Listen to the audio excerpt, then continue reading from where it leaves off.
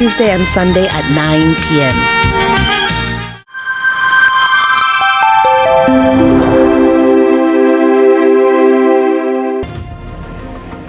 Teachers Day 2024 is being celebrated in a context of wanton violence in schools across the country, with stakeholders and the public alike making the obligatory call for the government to do more. But is the problem that big, or is the scale of the problem sized up by the fact of social media and the all-pervasiveness of the internet and the World Wide Web? We'll talk solutions to this issue on Lead Story this evening with two eminent contributors.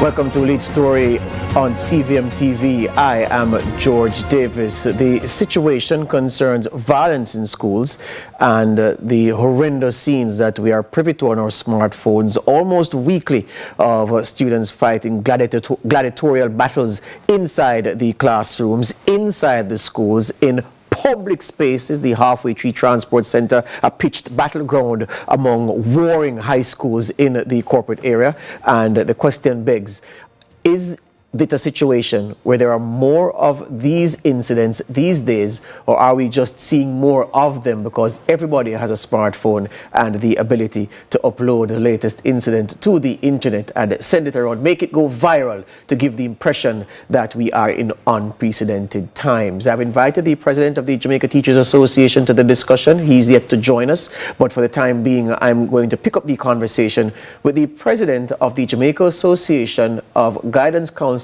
in Education, Mrs. Rashina Anderson. Welcome to the program. Thank you for having me, George. Right. So, is it a situation where things are worse than ever, where fights and violence in schools are concerned, or is it the smartphone and the pervasiveness of the internet that's to blame?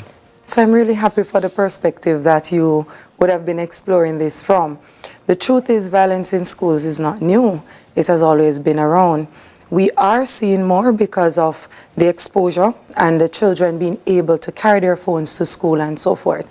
But the truth is as well, since COVID-19, from a guidance counselor's perspective, we would have seen some increase in maladaptive behaviors right across the spectrum, with children being exposed to pornography during a school day. You know, they're watching that. They're now exposed to their various games that promotes violence and killing and so forth. So our children are far more exposed now than before. So yes, we're seeing it more. It has always existed, but there is an increase. All right. How does exposure to pornography of any kind, any grade, how does that exposure, alongside the exposure to gratuitous violence and the exposure to things that trigger maladaptive behavior, maladaptive conduct, how do those roll into and translate into the inability of students to resolve conflicts amicably? So based on the developmental stage of our students, they are not at a place to manage certain information. And so if a child is exposed to some information too early, it does affect their mental abilities and their processing of how they take in that information. We must understand that learned behavior is a great part of the nature-nurture process for a child. And so as this child is growing and learning and seeing different things, a child receiving information without guidance can be very harmful to them. Right. And so we see that connection with, based on how much they're exposed to, not being able to handle it. So for instance, a child who is exposed to porn just before class time, we can say even as adults, we would have seen how when you get zoned into relationship issues, your heart is broken. And even as an adult, it throws you off. You're in the space, you zone out. Much more a 12-year-old, a 10-year-old, a 13-year-old having this to deal with. So the teacher is teaching, but I'm thinking about the porn video that I just watched, right? So they are totally off because they're not at the stage to handle the information. All right. So when it is that inside the schools, we make the determination that there is a problem with guidance, and as we've played on the terminology Education Week, not WEEK but WEAK. So it seems across stakeholder groups that there is an acclamation that guidance is weak.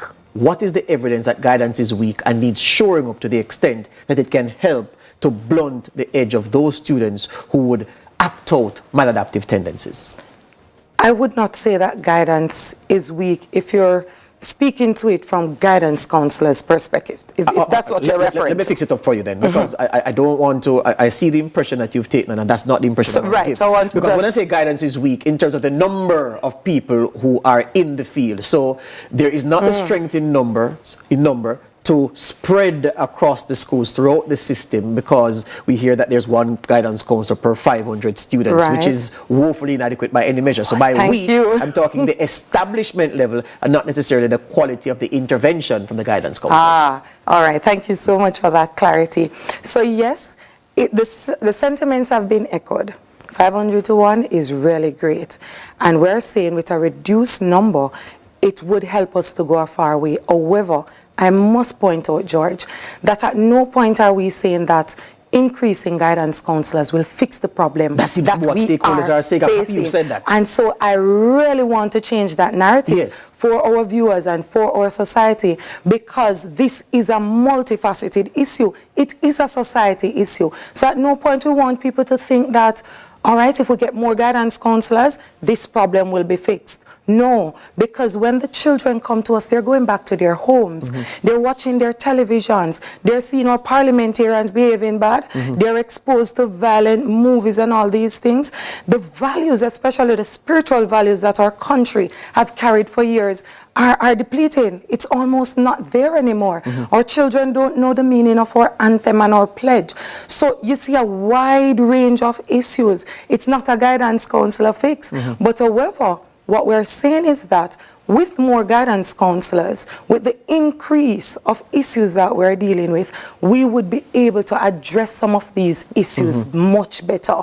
Because as it is now, we're not able to effectively carry the load. So contrary, and I know you don't want to seem to be crossing swords with other stakeholders in the education sector, but contrary to the popular view that provide more guidance counselors, problem solved, you're saying no. No. That's just a part of the situation. So it will help with the intervention, but it is not the fix for what we need. If we look at a continuum, so a child is in a home with parents or guardian. That's one point. That's a starting point. Child has relatives, second part in the continuum. Then you go to school.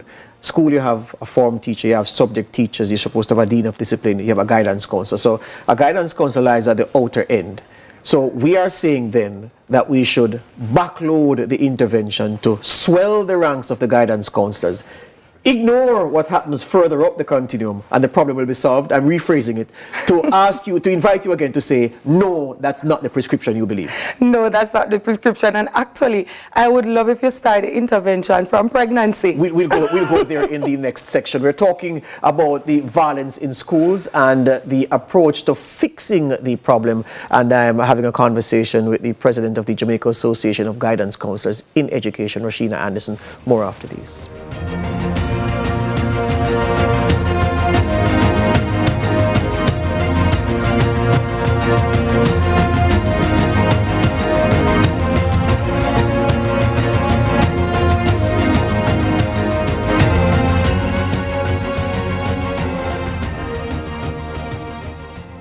Jamaica to celebrate more of our teachers with the Yummy Champion of Change Awards.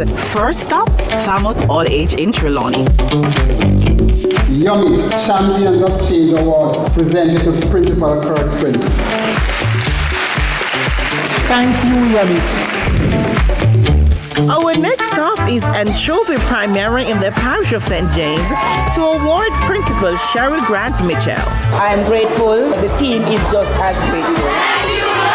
On to Nacalvo Technical High in Hanover to see Principal Godfrey Brown. It's a very pleasant surprise to be getting this recognition and gifts from Yummy. Thank you, Yummy. Principal at Godfrey Stewart High, Westmoreland, Emily Lawrence Ricketts, was moved to tears. Thank you so much. Happy Teachers Day from Yummy Montego Bay.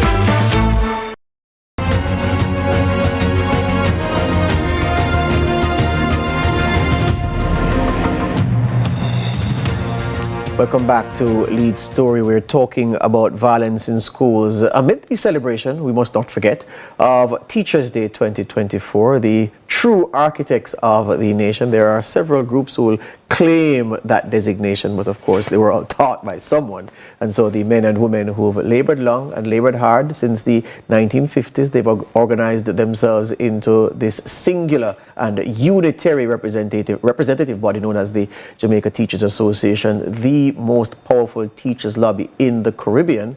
We invited the president. We're still trying to find him, but I have someone who is carrying the conversation from the perspective of the Guidance Counselors Association, well, Guidance Counselors in Education, that association here. Mrs. Anderson, the fact is, you spoke before the break of starting the intervention in the womb. And I want to ask, what, if anything, have stakeholders said to the policymakers, i.e. stakeholders like yourself, said to the government about the responsibility sharing and the responsibility sharing, the brunt, well, the share of the responsibility that ought properly to be carried by the parents and guardians? Have you ever, or any of your colleagues, ever made that known, that alongside what you are doing, you need the parents and guardians and other people in that continuum I drew before the break to carry their share of the load? Yes. So the truth is, George, this is not a secret. And the government, based on how we operate in the education system, we have three main stakeholders: the parents, teachers, and students.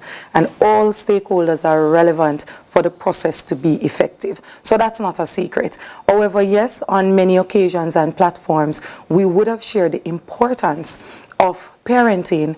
We would have also shared the challenges that we're facing with not seeing parents, and JTA President Johnson have been making emphasis on this.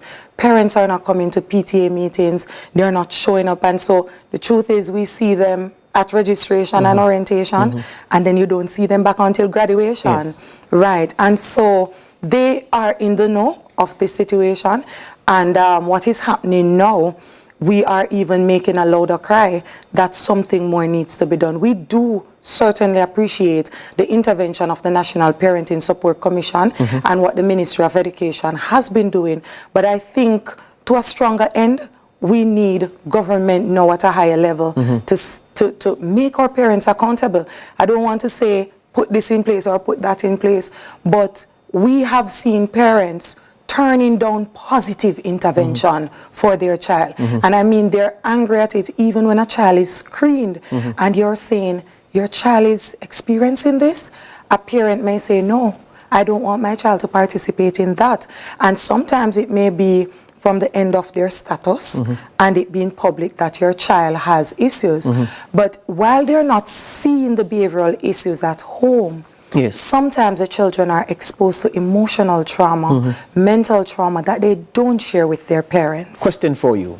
If it is that a child has been recommended for outside help outside the school, first of all, who makes that call to make that recommendation for a child? Is it the purview of the guidance counselor or an administrator at the school? The guidance counselor. Okay.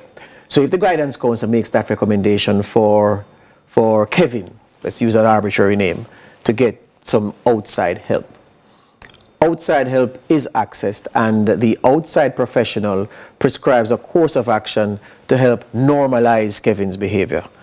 Whose responsibility is it to ensure that the child undergoes that course of action and comes back to the school with the ability to conform to the expected behavior? The parent or the guidance counselor? The parent. Okay. So the guidance counselor would assist with following through.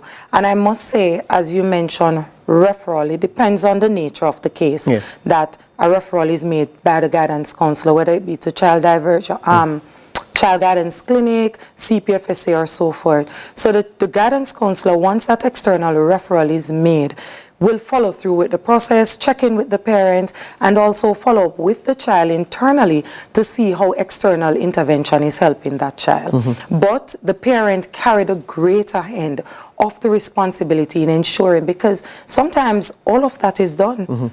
The parents don't go to child guidance with them, and child guidance would offer some amount of family intervention. So we've had cases in the past where parents don't show up, and guidance counselors are at child guidance because they want the child to get the intervention and the help. That's how low it has been. So in a case where Kevin, again, does not see out the prescribed course of corrective or remedial action, the parent doesn't superintend the process, the child must continue in school. And of course, the child is not taken out of school for those things. But clearly, the problem has not been fixed. What then does the guidance counselor do to inform the authorities? Well, here's a child with an issue. The course of action has been recommended. That course has not been attended to. What do we do with the child? Can I be honest, George?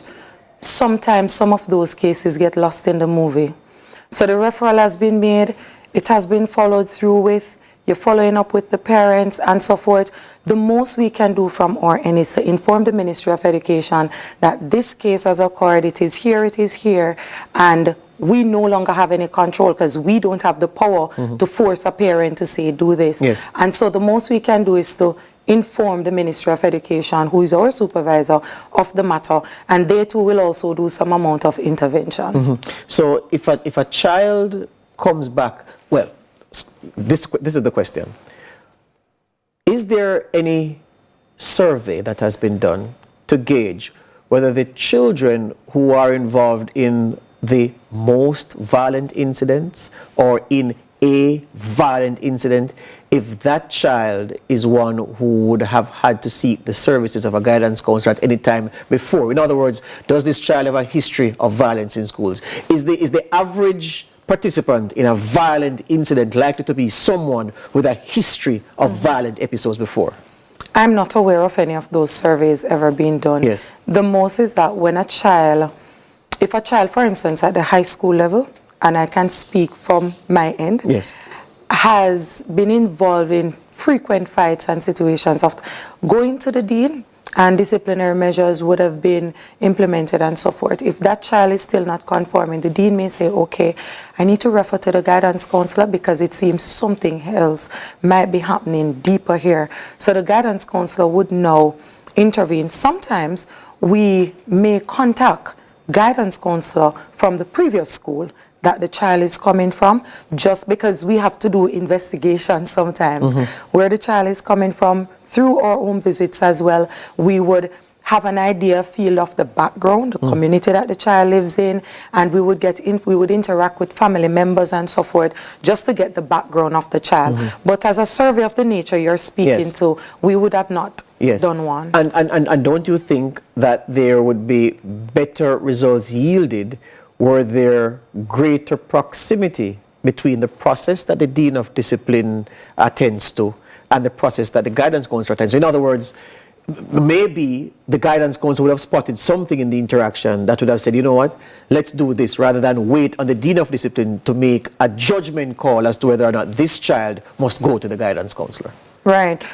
So I want to go back to, I'm remembering now that we usually do the ACEs questionnaire that gives us an idea of the child's exposure, adverse child effects, and so that helps us as well to see how much the child has been exposed to. So it would tell us if the child was exposed to physical abuse, grabbing, all of that, their background, any form of violence, and so forth. So that helps in the process of making the decision. Right, and more to the point, the Dean of Discipline and the guidance counselor working closer rather than wait for a referral, because a child may not necessarily meet the threshold for referral based on the Dean of Discipline's own assessment, but the guidance counselor, because of his or her special training, would have seen something that would have said, no, I think we need to refer this child to this process. Do you think that would yield better results is the question? Yes, so we do work closely together, and there are various committees in the school. So you have the disciplinary committees, you have the ISD committees. So these committees, when they sit, the aim of them is to assess basically the cases that are present, and that would help too, as you said, before the child gets to the counselor, because the dean would see what is happening. Sometimes form teachers as well would share that I would have observed this, observed that, Yes. and so we can provide some amount of guidance too, Yes. as to what kind of disciplinary measure may be better. Yes. So we can have that conversation with the dean to say, no, based on what is happening here, do not give this child this kind of punishment, but instead give this kind of punishment. Don't give external suspension, Yes. but rather in-house suspension where we can guide the process. Have to take the break on that point. We're talking about violence in schools, and we return with the final segment this evening rather, on Lead Story.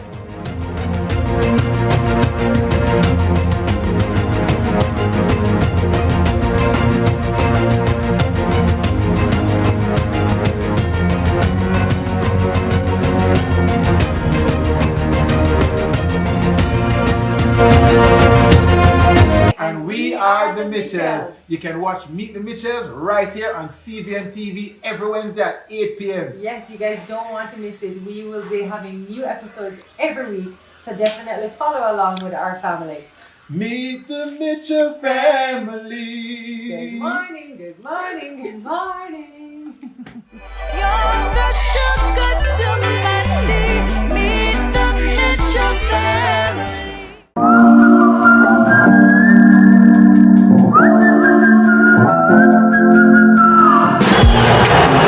It's Gray with space. Gray plays it through. Here's Bell. It's Stacking. Loses it up. Nicholson punished. Chance here from outside. Gray's ball into the middle. It's a free header, and it's a goal.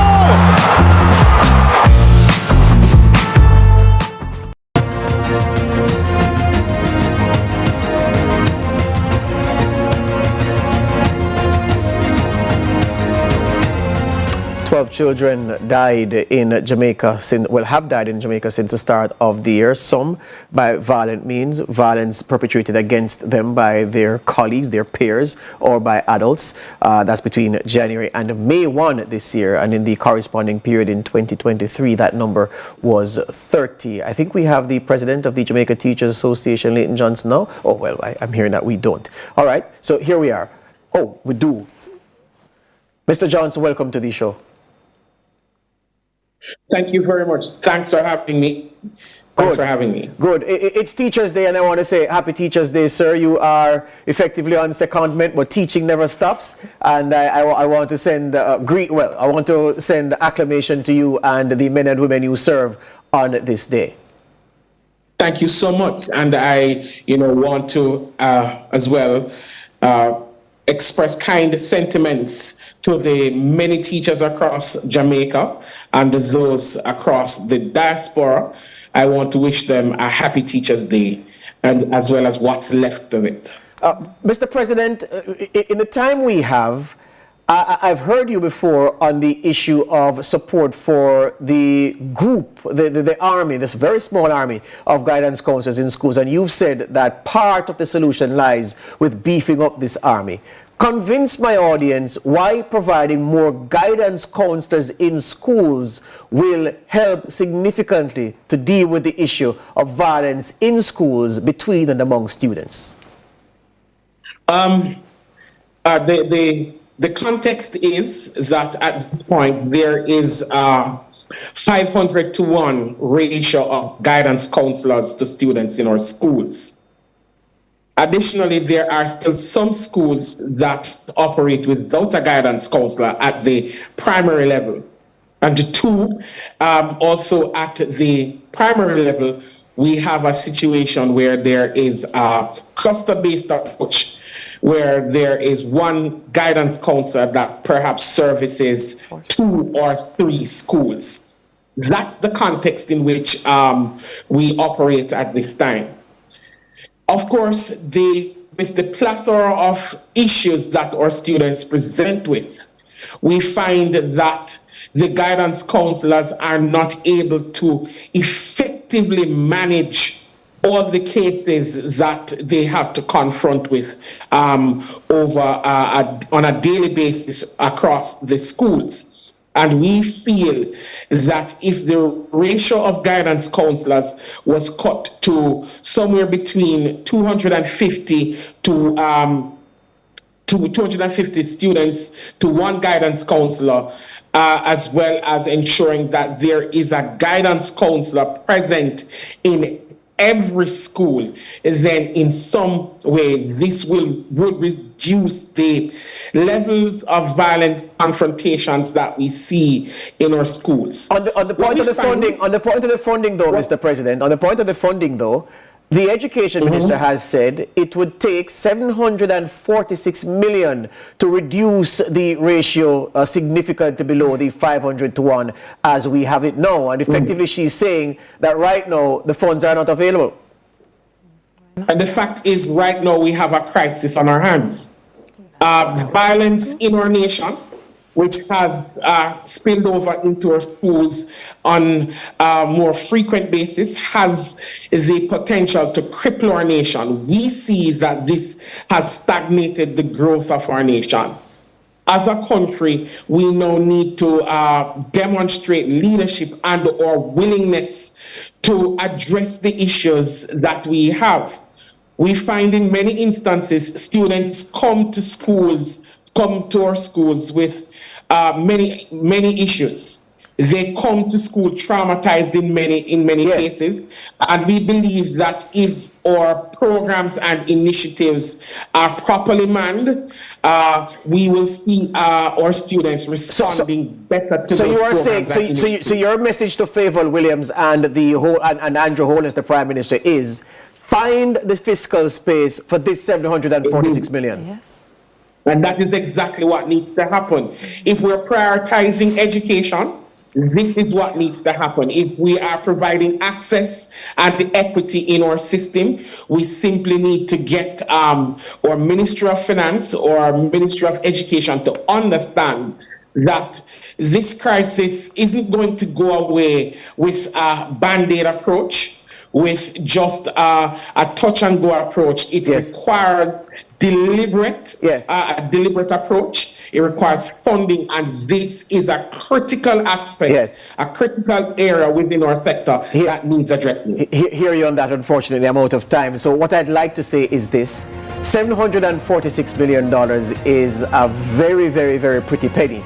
And given the state of the fiscal accounts, the government saying that the fiscal space just isn't there for this expenditure. But it has to be a part of the solution. It is rather untenable for a country as ours, serious about development, serious about growth, two different things.